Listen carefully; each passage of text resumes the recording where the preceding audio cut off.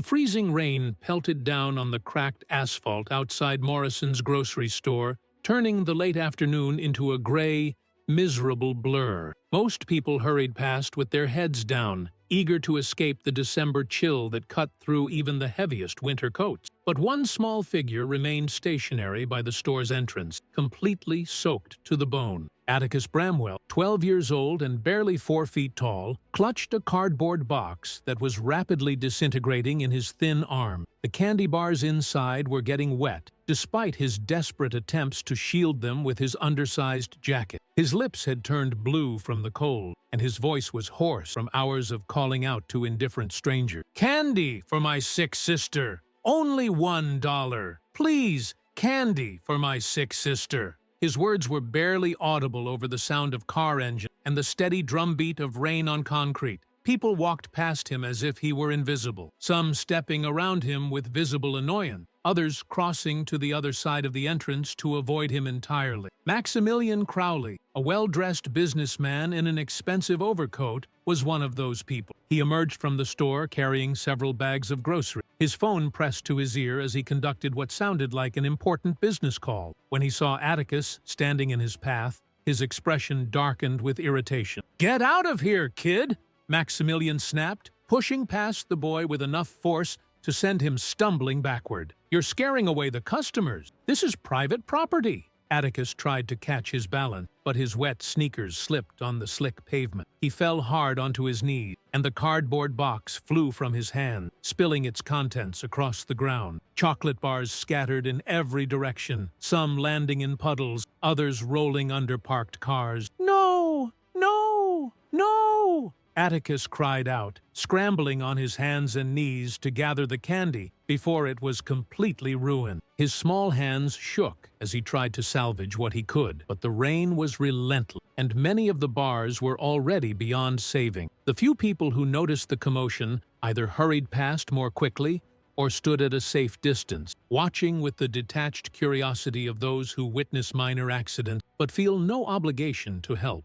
A mother pulled her young son close and whispered something about staying away, strange children. An elderly couple shook their heads sadly, but continued on their way without stopping. "Evangeline needs her medicine," Atticus whispered to himself as he picked up a chocolate bar that was only slightly damp. "She needs it so bad. Please, please, let this be enough." He had been out here for 3 hours already, ever since school let out. His backpack, which contained his unfinished homework, sat forgotten against the store's brick wall. Math problems and spelling tests seemed impossibly unimportant compared to the $47 he desperately needed to raise. As Atticus knelt on the cold pavement, sorting through his remaining inventory, he felt the weight of responsibility that no 12-year-old should ever have to carry. His mother, Temperance, was working her third job of the day, cleaning offices downtown until midnight. She had no idea he was here, no idea that he had taken it upon himself to try to solve their family's latest crisis. Evangeline had been sick for a week now, her pneumonia getting worse despite the over-the-counter medicines they had been giving her. This morning, when Atticus left for school, his 9-year-old sister had been so weak she could barely lift her head from the pillow. Her breathing was labored, and she had developed a cough that sounded like it was tearing her apart from the inside. "I'm scared, Atticus," she had whispered when he kissed her forehead goodbye. "What if I don't get better?" "You're going to get better," he had promised her, trying to sound more confident than he felt. "I'm going to make sure of it." Now, 3 hours later, he was beginning to understand just how impossible that promise might be to keep. He had started the day with 30 candy bars, purchased with the last of his birthday money and his small savings from doing odd jobs around the neighborhood. So far, he had sold only 8 bars, earning a measly $8 that felt like nothing compared to what he needed. The rain continued to fall, and Atticus could feel it seeping through his thin jacket, soaking his clothes. His teeth were chattering now, but he refused to give up. Every minute he spent out here was another minute that Evangeline was suffering at home, another minute closer to. He couldn't bring himself to finish that thought. "Candy for my sick sister," he called out again, his voice cracking with exhaustion and desperation. "Please, just $1. It's for medicine." A group of teenagers walked past, laughing loudly about something on one of their phones. They didn't even glance in his direction. A woman in a fur coat emerged from the store, saw Atticus, and immediately pulled out her cell phone as if she were about to call security. Atticus felt his resolve beginning to crumble. The wet cardboard box was falling apart in his hand, and he was down to maybe 15 salvageable candy bars. The math was simple and devastating. Even if he sold every remaining bar, he would still be short more than $20. Maybe I should call Mom, he thought, but immediately dismissed the idea. Temperance was already working herself to exhaustion trying to keep their family afloat. She had applied for assistance programs, the waiting list months long. They had already borrowed money from neighbors until there was no one left to ask. Atticus couldn't bear the thought of adding to her burden by admitting that his plan had failed. Just as he was about to gather his things and accept defeat, a shadow fell across him. Someone had stopped. Someone was actually standing there instead of walking past. Atticus looked up slowly, expecting to see another angry adult telling him to move along. Instead, he found himself looking at a man who was kneeling down to his level, apparently unconcerned about getting his jeans wet on the dirty pavement. The man was tall and athletic-looking, with kind eyes that seemed genuinely concerned about Atticus's situation. "Hey there, buddy," the man said, his voice gentle and warm. "How much do you need to raise today?" Atticus blinked, hardly believing that someone had actually stopped to talk to him, instead of walking past or telling him to leave. $47, he said, his voice barely above a whisper. "For my sister's medicine. She's really sick." The man nodded seriously, as if this were the most important conversation he had had all day. "What's wrong with your sister?" "Pneumonia," Atticus replied, wiping his nose with the back of his hand. "She can't breathe good, and she has a fever that won't go away. The doctor said she needs special medicine, but it costs $47, and we don't have it." The man looked at the soggy cardboard box and the few remaining candy bars. Without hesitation, he reached into his wallet and pulled out a $50 bill. "I'll take all of your candy," he said, pressing the money into Atticus's wet hands. "Keep the change." Atticus stared at the bill in disbelief. $50. More than he needed. More than he had dared to hope for. "Are you serious?" he asked, his voice breaking with emotion. "Completely serious. Now get out of this rain and go get that medicine for your sister." Tears mixed with rainwater on Atticus's face as he carefully gathered the remaining candy bars and pressed them into the man's hand. "Thank you," he said, his voice thick with gratitude. "Thank you so much. You don't know what this means." "I think I do," the man replied with a smile. "Now, go take care of your sister." Atticus stuffed the $50 bill deep into his pocket and grabbed his backpack. He was about to run toward the pharmacy when he stopped and turned back to the man who had just saved his family. "What's your name?" he asked. "I want to tell Evangeline who helped us." "Travis," the man replied. "Just tell her that someone who believes in the power of love between siblings wanted to help." Atticus nodded and then ran as fast as his legs could carry him toward Whitfield Pharmacy, which was 3 blocks away. He had never run so fast in his life, his heart pounding with excitement and relief. The rain that had felt so cold and miserable just minutes before now felt like a celebration, washing away his despair and replacing it with pure joy. He burst through the pharmacy doors, soaking wet but grinning from ear to ear. Sterling Whitfield, the elderly pharmacist, looked up from his computer with surprise. "Young man, you're dripping all over my floor," Dr. Whitfield said, though his tone was more concerned than annoyed. "I'm sorry," Atticus panted, pulling the $50 bill from his pocket. "I need to buy medicine for my sister. Her name is Evangeline Bramwell. You said it would cost $47. Dr. Whitfield's expression softened as he recognized the boy. Atticus had been in twice this week, asking about the prescription and counting out small bills and coins, never having quite enough to cover the cost. "Let me check on that for you," Dr. Whitfield said, typing something into his computer. He frowned as he read the screen, and Atticus felt his stomach drop. "Is something wrong?" Atticus asked, clutching the $50 bill tighter. Dr. Whitfield looked up with an apologetic expression. "I'm afraid there's been a price change since this morning. The cost is now $89. The supplier raised their prices, and I had to adjust accordingly." The words hit Atticus like a physical blow. $89. He had $50, which had seemed like such a miracle just 10 minutes ago, but it wasn't enough. It would never be enough. But you said $47 this morning," Atticus stammered, his voice shaking. "I know, son, and I'm truly sorry. If it were up to me, I'd give you the medicine for free, but I have regulations I have to follow. Without the full payment, I can't dispense prescription medication." Atticus stood there in the bright fluorescent lighting of the pharmacy, water still dripping from his clothes, staring at the $50 bill that had represented salvation just moments before. Now, it felt like nothing more than a cruel joke. "I understand," he said quietly, his voice barely audible. "Thank you anyway." He turned and walked back out into the rain, leaving wet footprints on the pharmacy's clean floor. The automatic doors closed behind him with a soft hiss, and he found himself back on the street, no closer to saving his sister than he had been 3 hours ago. The $50 in his pocket felt heavy and useless. He had been so close, so incredibly close to having enough money. But close didn't buy medicine. Close didn't make Evangeline better. Close was just another word for failure. As he stood on the sidewalk outside the pharmacy, Atticus felt the weight of defeat settling over him like a heavy blanket. The rain continued to fall, and darkness was beginning to creep across the sky. Soon it would be time to go home, to face Evangeline and his mother, to admit that he had failed in his mission to save the person he loved most in the world. He pulled out his cheap cell phone and saw 3 missed calls from Temperance. With shaking fingers, he called her back. "Atticus, where are you?" His mother's voice was tight with worry. "You should have been home from school hours ago." "I'm sorry, Mom. I was trying to help." "Help with what?" "Atticus, you need to come home right now. Evangeline is getting worse." The line went dead, and Atticus felt his world collapsing around him. He had tried so hard, had suffered through the cold and the rain and the rejection of dozens of strangers, had found a miracle in the form of a kind man named Travis, and it still wasn't enough. As he stood there in the darkening evening, Atticus Bramwell learned one of life's cruelest lessons. Sometimes, even when you do everything right,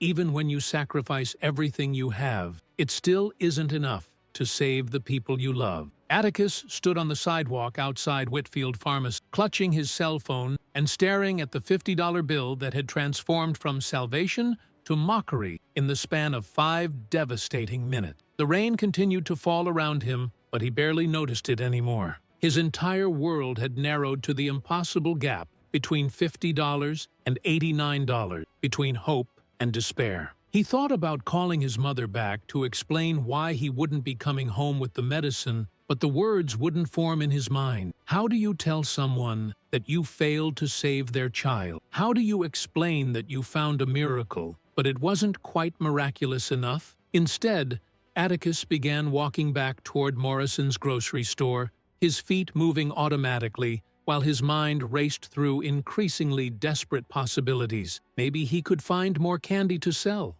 Maybe someone else would take pity on him. Maybe, somehow, he could raise another $39 before the night was over. But as he approached the store, reality began to set in. It was getting dark, and the rain was getting heavier. The few people who were still out were hurrying to their cars, focused on getting home and staying dry. Nobody was interested in buying candy from a soaking wet 12-year-old boy, especially not at $39 worth. Atticus positioned himself near the store entrance again, but this time he had no cardboard box, no inventory to sell. All he had was his desperation and a crumpled $50 bill that felt like a weight in his pocket. "Please," he called out to a woman hurrying past with an armload of groceries. "Please, I need to raise money for my sister's medicine. She's really sick. Can you help?" The woman glanced at him briefly, her expression a mixture of sympathy and suspicion. "I'm sorry, honey, but I don't have any cash," she said, continuing toward her car. "Please," Atticus called after her,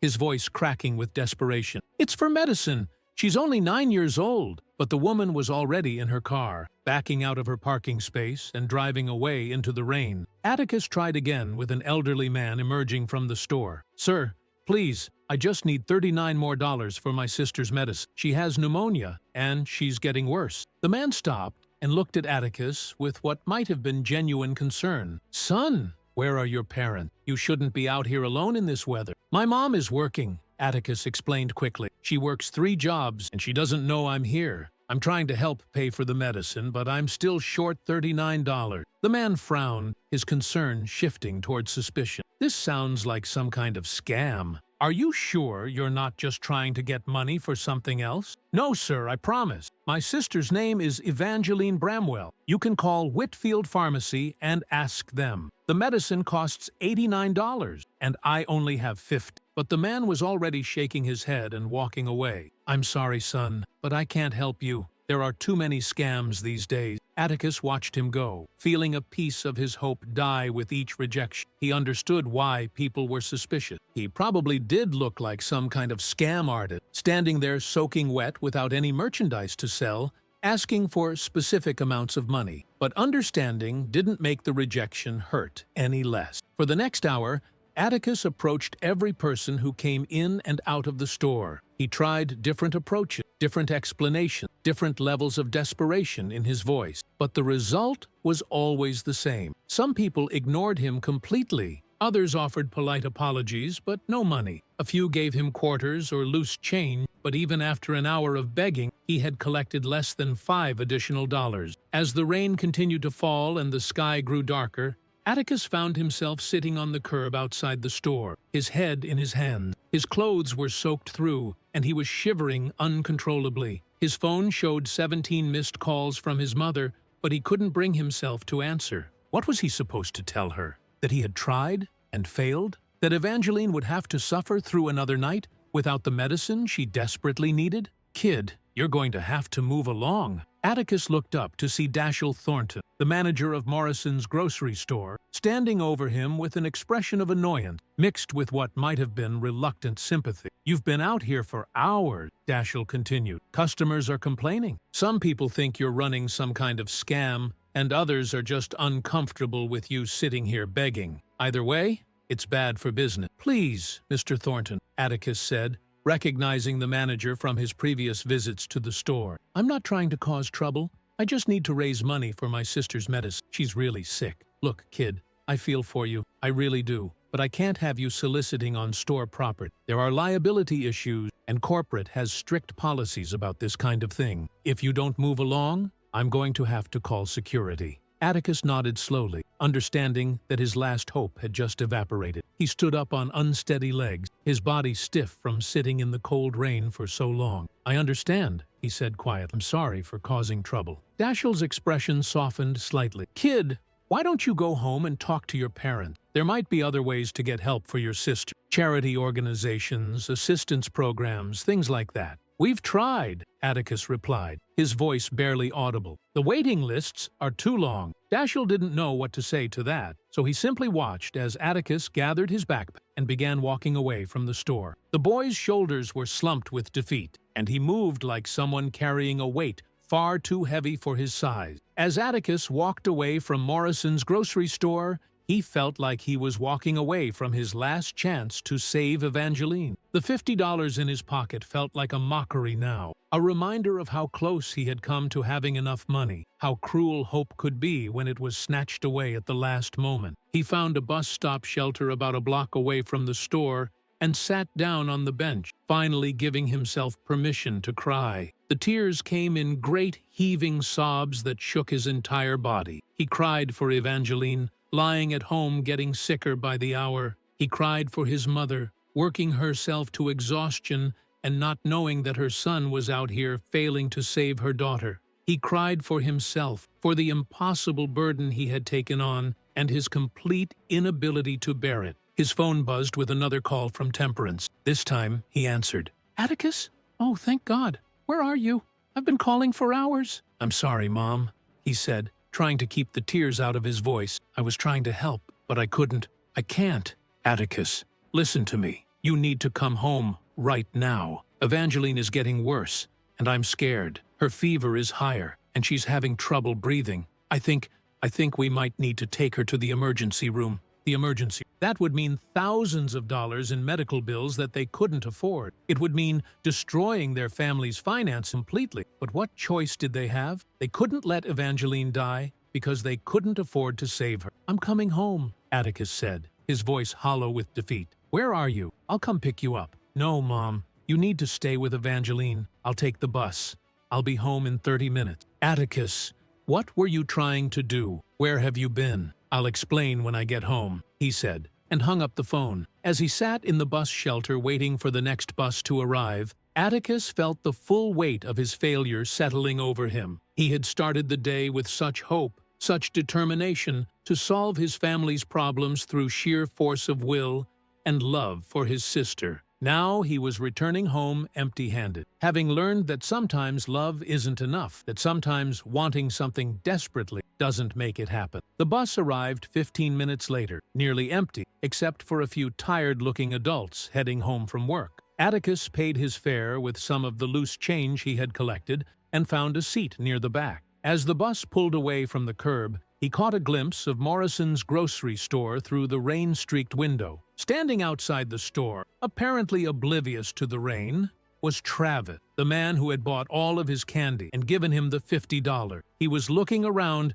as if he were searching for something or someone. Atticus almost stood up to get off the bus at the next stop, to run back and thank Travis again, maybe even to ask for more help, but shame held him in his seat. Travis had already been so generous, had already done more than anyone had a right to ask. Atticus couldn't bear the thought of admitting that even Travis's kindness hadn't been enough to save Evangeline, so he stayed in his seat and watched through the window as the store disappeared into the distance, taking Travis and any possibility of additional help with it. As the bus carried him home to face his dying sister and exhausted mother, Atticus Bramwell learned another hard lesson. Sometimes the worst part of accepting help is discovering that it's not enough. Travis Kelce stood outside Morrison's grocery store, rain soaking through his jacket as he scanned the parking lot and sidewalks. He had finished his shopping 20 minutes ago, but something was bothering him about his encounter with the young boy selling candy. There had been something in Atticus's eyes, a desperation that went beyond ordinary childhood disappointment,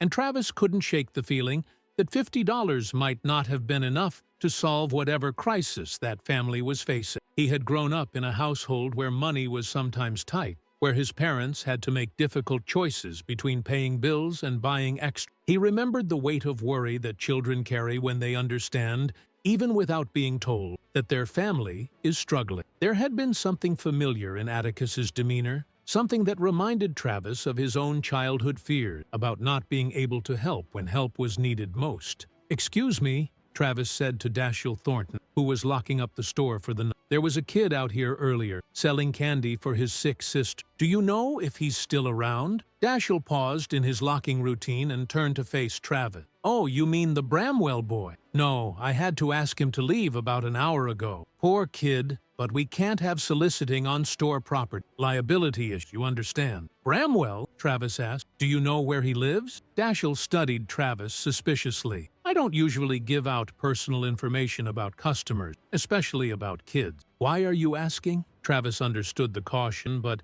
he also felt a growing urgency to find Atticus and make sure he was okay. "I helped him earlier, bought some candy from him, but I'm worried that what I gave him might not have been enough for whatever his sister needs." "You're the one who bought his candy?" Dashiell's expression softened slightly. He was so excited about that. Ran off toward the pharmacy, like his life depended on it. "The pharmacy? Which one?" "Whitfield Pharmacy, about 3 blocks that way." Dashiell pointed down the street. "But listen, I don't know what the kid's situation is exactly, but I can tell you this much. That family has been struggling for a while. The mother, Temperate, she shops here sometimes, always counting coupons and checking prices twice. Always looks exhausted." Travis felt his stomach tighten with concern. "Do you think the boy got what he needed at the pharmacy?" "I don't know, but I hope so. Kid was determined, I'll give him that. Been coming by here for weeks, trying to earn money different ways, collecting cans, offering to help people carry groceries, anything to make a few dollars." Travis thanked Dashiell and hurried toward Whitfield Pharmacy, his concern growing with each step. The pharmacy was still open, its bright lights cutting through the evening gloom. When he entered, Sterling Whitfield was behind the counter, organizing prescription bottles. "Excuse me," Travis said, approaching the counter. "I'm looking for information about a boy who was here earlier." "Atticus Bramwell? He was trying to buy medicine." "His sister?" Dr. Whitfield looked up with interest. "Are you family?" "No, I'm someone who helped him earlier today. I gave him money for his sister's medicine, and I want to make sure he was able to get what she needed." Dr. Whitfield's expression became sad and frustrated. That poor boy. He came in here so excited, had $50 cash, but the price on his sister's prescription had gone up since this morning. Supplier increased their costs, and I had to adjust accordingly. The medicine now cost $89. Travis felt his heart sink. So he couldn't afford it? Not even close. I felt terrible having to turn him away, but I can't give out prescription medication without full payment. There are regulations, legal requirements. My hands were tied. What kind of medicine was it? How serious is his sister's condition? Pneumonia, Dr. Whitfield replied grimly. She's 9 years old, and from what I understand, she's been sick for over a week. The prescription is for a high-grade antibiotic that should clear up the infection, but without it, he didn't finish the sentence, but Travis understood the implication. Is the prescription still here? Can I pay for it? Dr. Whitfield stared at Travis in surprise. You want to pay for a stranger's prescription? That's $89 for someone you don't even know. I know enough, Travis replied, pulling out his wallet. I know that a 12-year-old boy spent hours in the rain trying to raise money to save his sister's life. I know that he's carrying a burden no child should have to carry, and I know that $89 is nothing compared to a little girl's life. Dr. Whitfield studied Travis for a moment, then smiled with genuine warmth. You know what? Let me see if I can apply some discount. Maybe bring that price down a bit. Insurance companies and suppliers, they don't care about individual stories, but sometimes we can find ways to work within the system. While Dr. Whitfield worked on his computer, Travis found himself thinking about his own family, about the values his parents had instilled in him, about helping others when you had the ability to help. His success had given him many things, but perhaps the most valuable was the ability to solve problems that seemed impossible to people with fewer resources. I can get it down to $75, Dr. Whitfield announced. That's the best I can do without getting myself in trouble with the insurance company. Perfect, Travis said, handing over his credit card. Now, I need to find this family and get this medicine to them. Do you have their address? Dr. Whitfield hesitated. I can't give out personal information, but if you're really trying to help, I suppose I could call them and ask if they want to meet you here. That would be great. Dr. Whitfield dialed the number on file and waited. After a few rings, someone answered. Mrs. Bramwell, this is Dr. Whitfield at the pharmacy. I have some good news about your daughter's prescription. Yes, someone has paid for it in full. No, it's not a mistake. I have a gentleman here who wants to make sure your son gets the medicine to you safely. His name is Travis. Travis could hear a woman's voice on the other end of the line, sounding confused and overwhelmed. Dr. Whitfield explained the situation, and after a few minutes of conversation, he hung up. She's agreed to meet you here, he said to Travis. She's bringing both children. Should be here in about 15 minutes. While they waited, Dr. Whitfield prepared the prescription, and Travis found himself pacing nervously around the small pharmacy. He had made charitable donations before, had participated in community outreach programs, but this felt different. This was personal in a way that surprised. Exactly 15 minutes later, the pharmacy door opened, and Travis saw Atticus enter with a woman who was clearly his mother and a small girl wrapped in a heavy blanket. Temperance Bramwell looked exhausted, with dark circles under her eyes and the drawn appearance of someone who had been carrying too much stress for too long. But it was Evangeline who captured Travis's attention. The 9-year-old girl was pale, clearly unwell, leaning heavily against her mother as they approached the counter. Her breathing was labored, and Travis could hear a slight wheeze with each breath she took. She was beautiful, with the same bright eyes as her brother, but those eyes were dimmed by illness and fatigue. Atticus spotted Travis immediately, and his eyes went wide with surprise and recognition. Travis, what are you doing here? Making sure my investment paid off, Travis replied with a smile.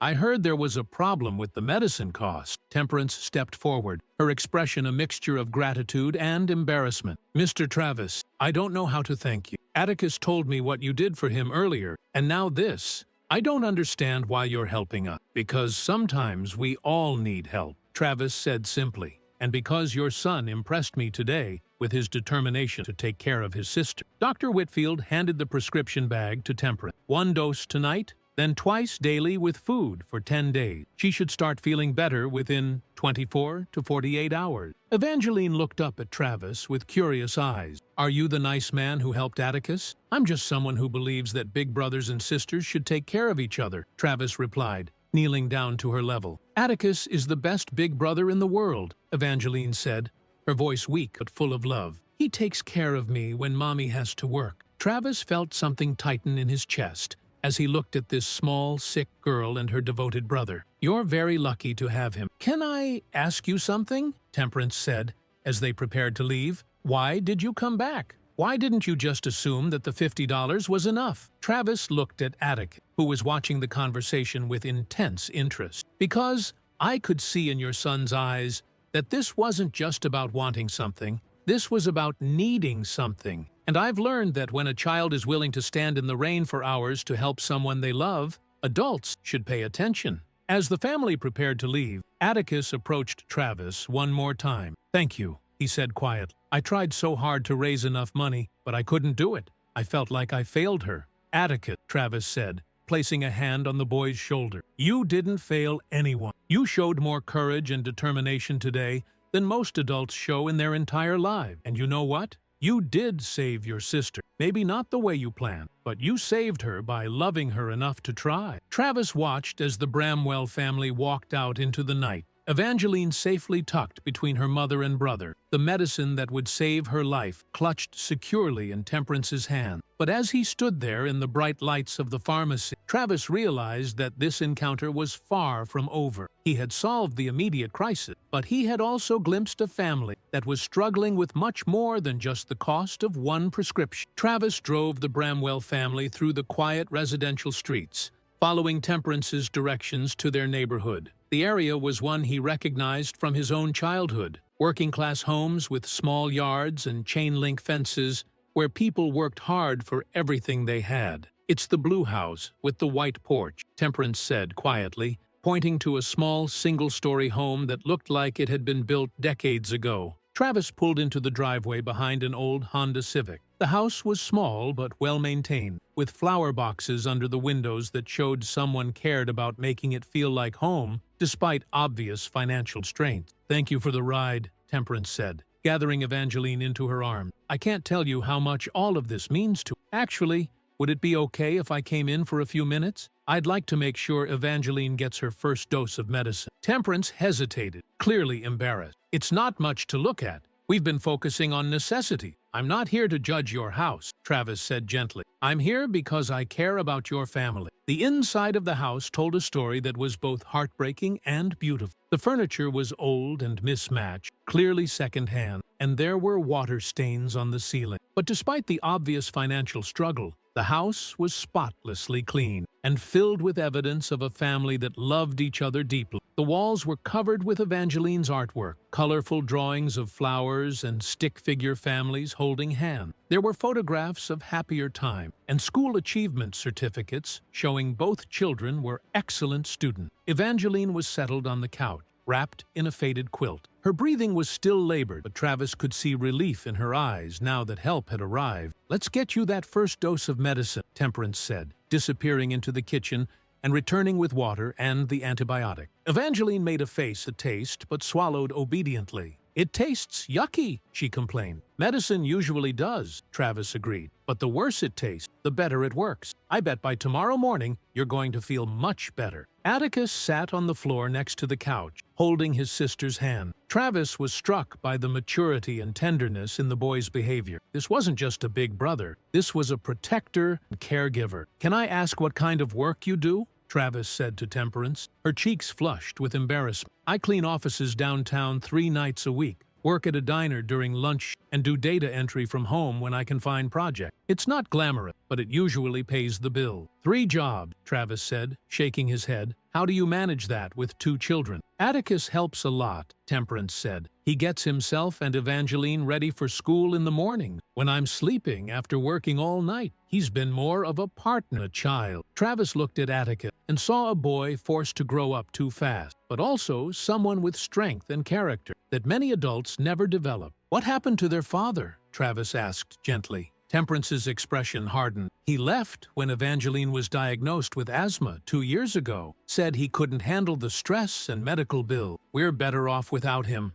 Atticus said firmly. He never helped anyway. Looking around the small living room, Travis could see signs of both love and struggle. The thermostat was set low to save on heating bills. The refrigerator hummed loudly, suggesting it was failing. Temperance's hands showed the effects of long hours of physical labor. "Can I ask you something personal?" Travis said carefully. "How are you managing financially?" Temperance was quiet for a long moment. "We're drowning," he admitted. "Even with 3 jobs, I can barely keep up with rent, utility, and grocery. When Evangeline gets sick, it throws off everything. I've applied for assistance programs, but the waiting lists are months long." Travis felt his heart breaking for this family. "What would help the most?" "Time," Temperance said immediately. "If I could just have more time with my children instead of constantly working, we could be a real family again. Atticus shouldn't have to take care of his sister because I'm not here." Travis looked at Evangeline, who had fallen asleep with her head on Atticus's lap. Her breathing seemed easier already. The medicine was going to work, but Travis understood that the prescription was just a band-aid on a much larger problem. This family needed more than temporary help. They needed stability and security. And as Travis sat in their small living room, surrounded by evidence of their love and struggle, he began to form an idea that would change all of their lives. Travis couldn't sleep that night. He thought about Atticus standing in the rain, about Temperance working 3 jobs, about Evangeline's labored breathing. By morning, he had made a decision that would change the Bramwell family's life forever. He started with phone calls to his financial advisor, accountant, and lawyer. The Bramwell family had been struggling too long, and he had the power to change that. His first call was to Isadora Wainwright, a pediatric nurse he knew through his charitable work. "Isadora, I need you to make house calls for a 9-year-old recovering from pneumonia. Her family can't afford ongoing medical care." "Of course," Isadora replied immediately. "I'll be there this afternoon." Next, Travis went to Whitfield Pharmacy. "I want to set up an account for the Bramwell family. Anything they need, prescriptions, medications, medical supplies, I want it covered." Dr. Whitfield stared in amazement. "That's incredibly generous. Are you sure?" "I'm sure, and I want it anonymous. They just need to know their daughter's health care is taken care of." But Travis wasn't finished. He contacted a real estate agent about purchasing the Bramwell's rental house. "I want to buy 1247 Maple, whatever the owner wants, plus 20%. "That's not for sale," the agent said, confused. "Then make it for sale. I want that family to own their home instead of struggling with rent." Finally, Travis visited Jefferson Elementary School. "I want to set up college funds for Atticus and Evangeline Bramwell, full scholarships for whatever colleges they choose." That afternoon, Travis returned to the Bramwell house with Isadora and groceries. When Temperance answered the door, her expression showed confusion and gratitude. "Travis, what are you doing here?" "This is Isadora, a pediatric nurse who's going to check on Evangeline, and I brought groceries." "I can't accept all this," Temperance protested. "Actually, I'm just getting started,"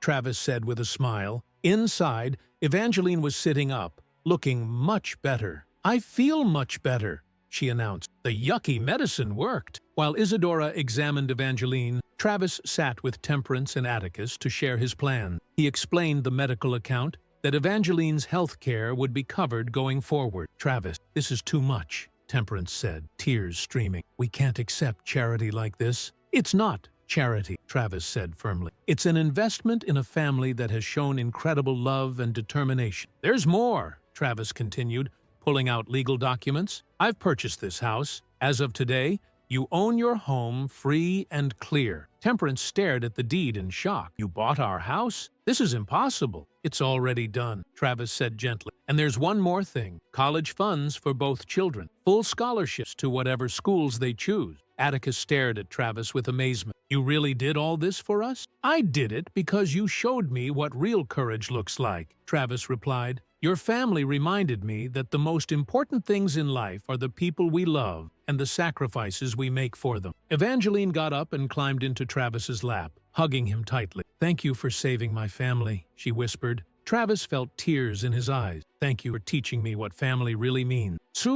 Over the following weeks, the Bramwell family's life transformed completely. Temperance quit 2 of her 3 jobs, giving her time to be present for her children. Atticus could be a 12-year-old boy instead of a second parent. Evangeline recovered fully and returned to being the energetic, creative child she was meant to be. 3 months later, Travis received a package. Inside was a handmade bracelet made of colorful beads and a note in careful handwriting. "Dear Travis, I made this for you because you saved my family. Evangeline helped me pick the colors. She says they're the colors of hope. Thank you for showing me that miracles are real and sometimes wear regular clothes and shop at grocery store. Your friend forever, Atticus." Travis wore the bracelet to his next game, where he caught the winning touchdown. As he celebrated, he touched the bracelet and thought about the brave boy who had taught him life's most important lesson. After the game, a reporter asked about the colorful bracelet. "It's a gift from a friend," Travis said with a smile. "Someone who taught me that real wealth isn't measured by your bank account, but by what you're willing to give for the people you love." As Travis drove home that night, wearing the handmade bracelet, he knew he had received far more than he had given. Atticus Bramwell had taught him that sometimes the greatest victories happen not on football field, but in small living rooms where families love each other through impossible circumstances.